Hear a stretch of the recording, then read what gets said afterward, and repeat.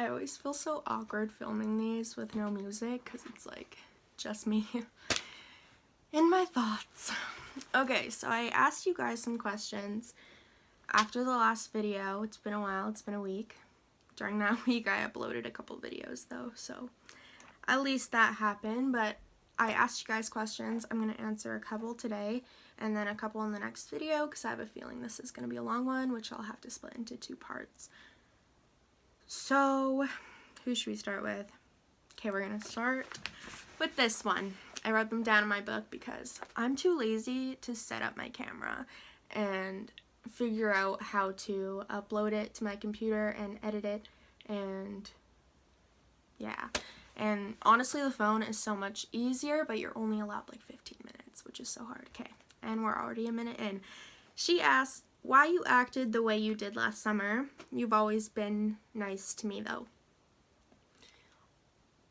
This question's kind of hard because I don't have an answer. I don't have an answer to it. I never got an answer to it. The only answer I can give you is the disorder I was diagnosed with, which is bipolar disorder.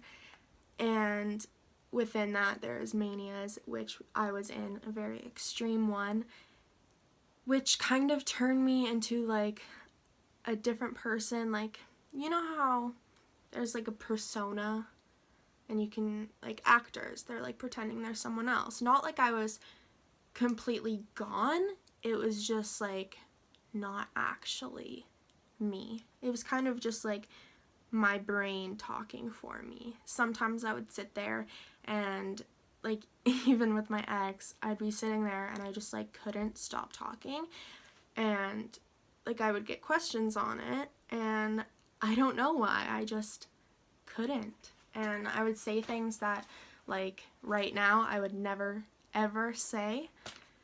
So I don't know, it's kind of crazy looking back at that girl, and even though it is me, it's not me, and that's really hard to explain, and it's a really hard concept to grasp.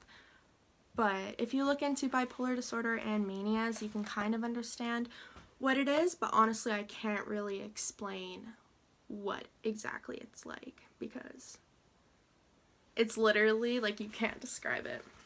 Not that it's like a good thing, but like at the start it starts out as a good thing, which is the bad thing about it is you don't realize that something is going on.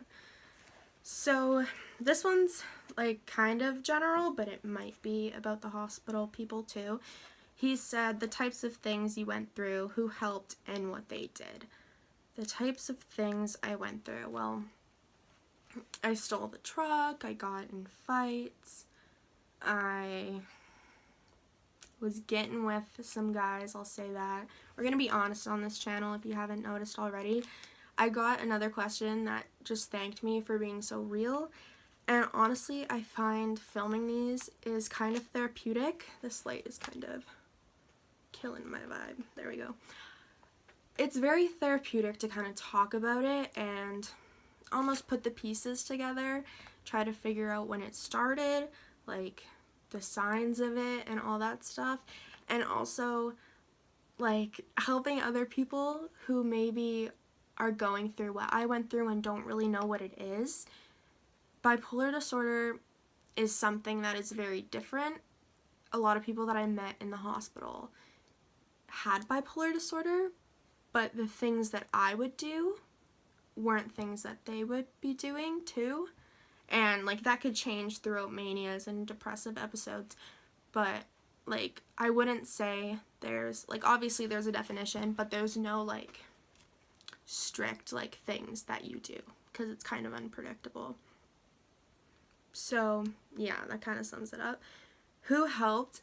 I would say my friends. My mom helped, even though at the end it didn't help that well, but or it didn't work out that well because I was just like, also I'm a Taurus, so I'm like kind of stubborn, like not like super stubborn like we're supposed to be, but like I am stubborn, so I just wanted my way. Whatever I wanted, I was going for it. And yeah, what did they do? Just kind of like support me. A lot of my friends just sat back and like didn't ignore me, but didn't say anything because they knew if I said something it could jeopardize our friendship, which I'm so appreciative for those people because I still consider them friends, and some of them, I don't know if they feel the same way, but I just hope anyone who I ever hurt, friends or not friends, I want you to know that that didn't come from my heart. It came from this thing that was like literally destroying my brain. But we have it all under control right now, so that's good. The next one says, how the highs made you think and how the lows do. We'll see how real I get with this as I talk. So how the highs made you think. Think is not a very broad term because it wasn't really thinking. It was more so actions. Like, sometimes I wouldn't even think of what I was going to say next, but it just came out. So that's how it kind of made me think. How the lows make me think. Thankfully, actually, I did have kind of a low with the breakup, but it was more so highs and like chaoticness. But my regular lows, which I realize now they're probably earlier signs of this happening. I used to get like super depressed, and for a while I didn't eat and I wouldn't sleep for weeks. And you just feel like completely alone, even though there's people around you. You know that they would be willing to listen, but you just can't get it out. And then there are the dark days when you just think about like how things would have been different and like maybe it would be better if you weren't there, which is literally the worst feeling. And it's really scary because at that point you kind of think like it's a scary thought. Like, I never would have thought I would think that. And then you can't really predict your actions. Like, you don't know where it could go, which is the scariest part. And for me, also doing the things without really thinking, like taking those pills. I didn't want to die. That wasn't my intention. But maybe it was like my brain's intention in some way, because there was still like all those dark thoughts, especially after like the stuff with my mom and my ex. It was just a really emotional experience. I don't know why I'm like in your face, but yeah. And if anybody feels like that, please know you are not alone. There are so many people like me that you can just message and talk about it, and they'll be willing to talk and they'll try to help you. And maybe they could help you get better and give you motivation to seek some help. So I feel like this isn't going to turn into a hospital video because we're already 9 minutes into it. So I'm just going to finish off with this last question. Oh, it's about the hospital. That's good. We'll do these two. Is it hard seeing people from your past? Hard isn't the word I would use to explain it. It's kind of like half the stuff I don't think would have happened if I wasn't like that. So it's kind of like a what if feeling, like a regret feeling, a sick feeling, like I ruined everything. It's very like gut-wrenching, and I don't know how to explain that, but it's hard to see some people from my past. Some people, I see them and I'm like, it's not that big deal. But some people I've seen especially like my ex got in a relationship, which I'm not going to talk about this too much, especially because I think they broke up. But seeing that, like, first of all, I just hope he treats her like he said he was gonna treat me, and I hope he doesn't do the same things as he did in our relationship. But it also hurts me because there's that thought, like, if I wouldn't have just, like, snapped in the summer and we would have met and started talking, where would we be now? But also saying that,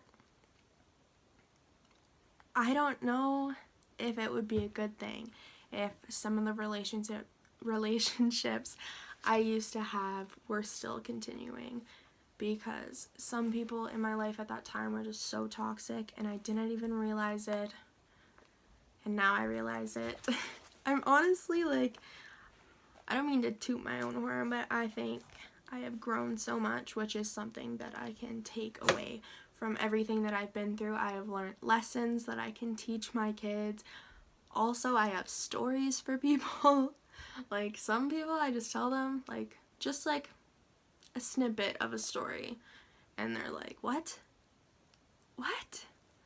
So, stay tuned. Stay tuned. Where's the other one? How does it impact you looking back at everything that happened? I got interrupted. How does it impact me looking back at everything that happened? I pretty much wish I should... Fuck. I wish I could go back and change pretty much everything that I did, and I go into my Snap memories, and somebody's coming.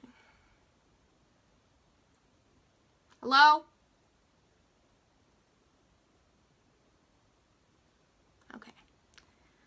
I go into my Snapchat memories, and honestly, I haven't really watched any of the videos that I posted, because I just look back at them and I'm like, everybody saw this video and I wish I didn't post it.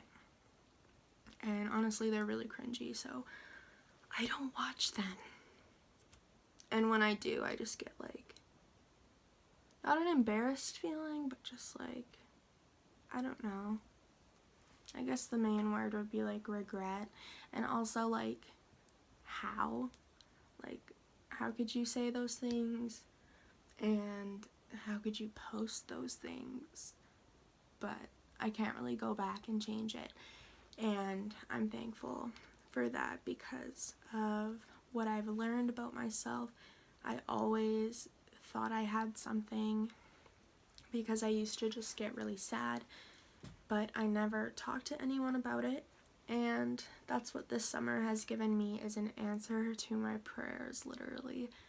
Finding out that I actually have something. Like, I used to get so upset because I would think something's wrong, but I wouldn't be sure if it was bad enough for it to actually be something. So,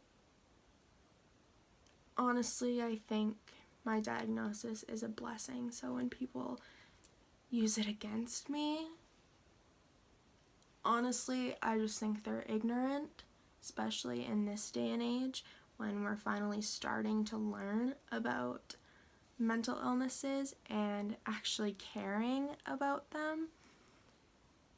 And then when somebody comes out with something real, people just back away and they get scared and they call you a psychopath, and that's just the disgusting reality of our generation. But bottom line, I'm just so thankful that I'm currently doing good. I'm stable, which I will do a video on later after we talk about the whole main thing, the hospital. So if any of you guys, I just asked Instagram, if any of you guys have any questions, please let me know down below and I will try to get it in my next video for you. Thank you for watching and listening to me talk for 15 minutes. I appreciate it.